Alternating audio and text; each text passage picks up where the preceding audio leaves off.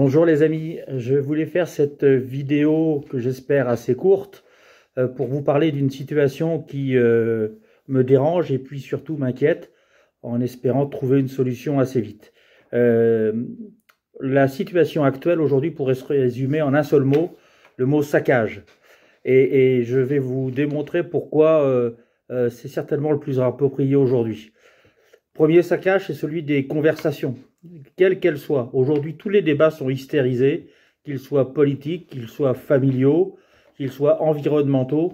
Aujourd'hui, on voit bien que la notion de conversation ne se résume qu'en une chose, c'est engueulade. Il n'y a plus d'autres échanges aujourd'hui, il n'y a plus de débat. Et ça, c'est quand même un vrai problème. L'autre notion de saccage, c'est le saccage des lieux de vie, que ce soit des quartiers ou au village. Alors, ce sont les voitures qui brûlent, ce sont les gendarmes qui sont agressés, ce sont les maisons d'habitation, les appartements qui sont dégradés, les lieux communs qui sont aussi dégradés. Puis on voit aujourd'hui que même des villages les plus reculés de France, parmi les plus beaux, subissent aujourd'hui des dégradations partout. Et ça, c'est quand même un vrai problème, ce saccage. Le deuxième saccage, c'est celui de la vie publique. On le voit à l'Assemblée nationale, dans les débats aussi, dans le comportement des uns, dans ce qui se passe avec les attaques de nos policiers, de nos gendarmes, des pompiers, des médecins.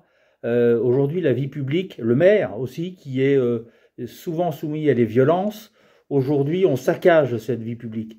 Et ça, c'est pas possible. Un autre souci, alors qui tient du lieu de vie, c'est le saccage de nos paysages. Aujourd'hui, on voit que certains s'amusent à vouloir installer des éoliennes partout, des parcs gigantesques de photovoltaïques. Aujourd'hui, on est capable de tout faire pour détruire, saccager nos paysages qui sont parmi les plus beaux du monde, dont quelques-uns d'ailleurs. Il faut aussi tenir compte du saccage des symboles qu'on a dans notre pays. Le Tour de France qui est attaqué. Les sapins de Noël, Noël en général, les crèches, ce qui faisait notre histoire aussi aujourd'hui, sont saccagés. Puis je ne veux pas oublier non plus les cultes et la laïcité qui aujourd'hui est saccagée de toutes parts. Surtout les cultes, nous avons aujourd'hui des problèmes qui se sentent attaqués aussi. Et donc c'est un vrai saccage de nos modes cultuels, de nos fonctionnements, en France laïque, qui aujourd'hui sont détruits. Et c'est aussi un vrai saccage.